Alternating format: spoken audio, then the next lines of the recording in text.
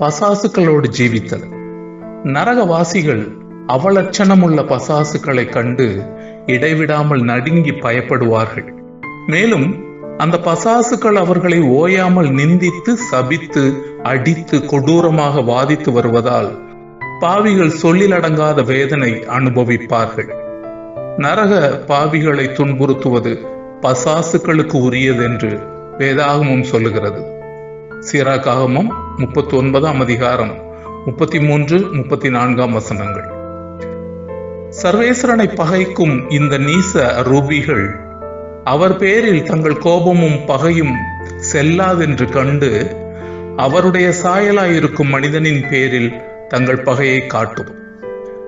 ஒரே ஒரு பசாசை கண்ட சிஸ்டர் சியன்னா கத்திரினம்மாள் அந்த சமயத்தில் சர்வேஸ்வரன் அற்புதமாய் என் உயிரை காப்பாற்றி இராவிட்டால் நான் பயத்தால் தப்பாமல் இறந்து போயிருப்பேன் என்று எழுதினாள் என்றால், கோடிக்கணக்கான பசாசுகளின் மத்தியில் தொடர்ந்து இறந்து கொண்டே இருக்கிற சபிக்கப்பட்ட பாவியின் நிலை என்னவாயிருக்கும்? சிஸ்டர் லோயோலா இக்னாசியார் தொடர்ந்து, நரகத்தை நாம் காண்பதாக கற்பனை செய்து கொள்வோம். உங்களால் முடிந்தவரை அதிக பயங்கரமான காரியங்களை கற்பனை செய்து கொள்ளுங்கள். ஒரு பயங்கரம் நிறைந்த இருண்ட தீச்சுவாலைகள் நிரம்பிய குகை, கந்தகம், பசாசுக்கள், பறவை நாகங்கள், நெருப்பு, வாள்கள், அம்புகள், புழுக்கள், தாங்க முடியாத அவநம்பிக்கையோடு அலறி துடிக்கும் சபிக்கப்பட்ட ஆன்மாக்கள் என்று எல்லாவற்றையும் கற்பனை செய்து கொள்ளுங்கள். அதன் பின் இதெல்லாம் உண்மையான நரகத்திற்கு முன் ஒன்றுமே இல்லை என்று சொல்லிக் கொள்ளுங்கள் என்கிறார். அந்த திகில் நிறைந்த பூமிக்கு அடியில் உள்ள குகையில் உலகத்தின் அசுத்தங்கள் எல்லாம் ஒன்று கூட்டப்பட்டு நிரப்பப்பட்டுள்ளன. காற்று வர இடமில்லை. இந்த காட்சியின் கடுமையை பசாசுக்களின் தோற்றம் இன்னும் அதிகரிக்கிறது. ஒரு பரிசுத்த துறவி ஒரு முறை ஒரு மனிதனின் இறப்பின் போது 2 ராட்சத பசாசுக்களை கண்டு எந்த அளவுக்கு நடுங்கி போனார் என்றால், மீண்டும் அவற்றை காண்பதற்கு பதிலாக பொது தீர்வையின் நாள் வரை உருகிய உலோகத்தாலும் கந்தகத்தாலுமான நெருப்பின் மீது தொடர்ந்து நடந்து கொண்டிருக்க தாம் தயாராக இருப்பதாக கூறினார் என்கிறார். பாப்பரசரான சிஸ்டர் பெரிய கிரகோரியார் பின்வரும் வரலாற்றை விவரிக்கிறார். கிரிசோரியோஸ் என்னும் பிரசித்தி பெற்ற ஒரு மனிதன் இருந்தான். இவன் பெரும் செல்வந்தனாகவும் தன் இழிவான ஆசாபாசங்களை எப்போதும் திருப்தி செய்ய தேடுபவனாகவும் இருந்தான்.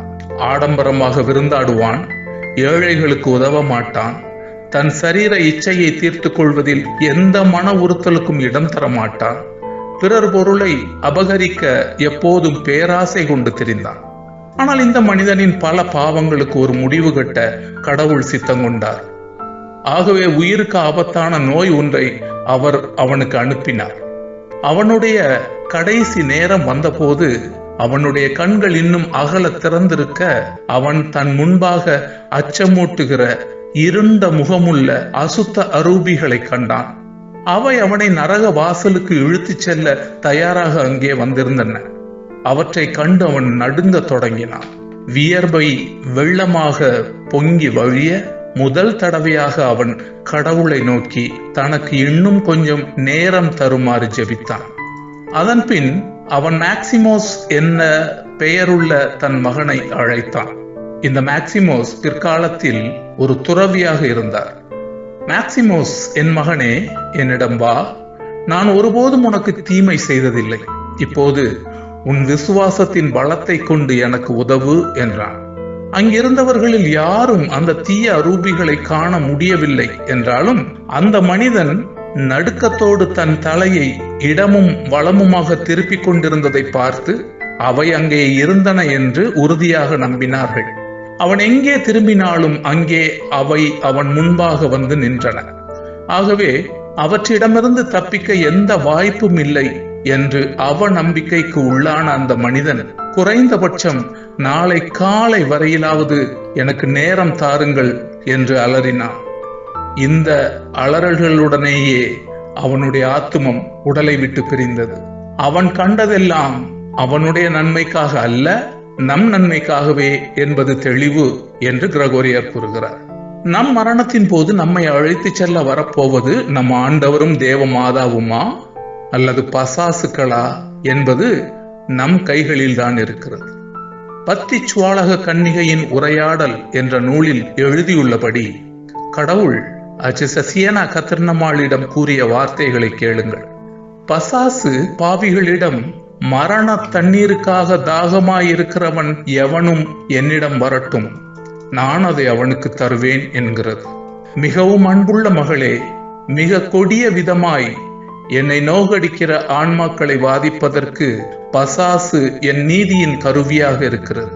இவ்வாழ்வில் என் சிருஷ்டிகளை சோதிக்கவும் அவர்களை தாக்கவும் நான் அவனை நியமித்திருக்கிறேன். இதை நான் செய்துள்ளது அவர்கள் வெல்லப்பட வேண்டும் என்பதற்காக அல்ல, மாறாக அவர்கள் சாத்தானின் மீது வெற்றி கொண்டு தங்கள் புண்ணிய நடத்தையை நிரூபித்து என்னிடமிருந்து வெற்றியின் மகிமையை பெற்றுக்கொள்ள வேண்டும் என்பதற்காகவே. அவன் உன்னை சோதிப்பதற்கு வெறுப்பினால் அல்ல, அன்பினாலேயே நான் அனுமதிக்கிறேன். ஆகவே அவன் நரகத்தில் சபிக்கப்பட்டவர்களை வாதிப்பதிலும் இவ்வுலகில் ஆத்துமத்தில் புண்ணிய பயிற்சிக்கு ஆன்மாக்களை தூண்டவும் எனக்கு ஊழியனாக இருக்கிறான் என்பதை நீ காண்கிறாய்.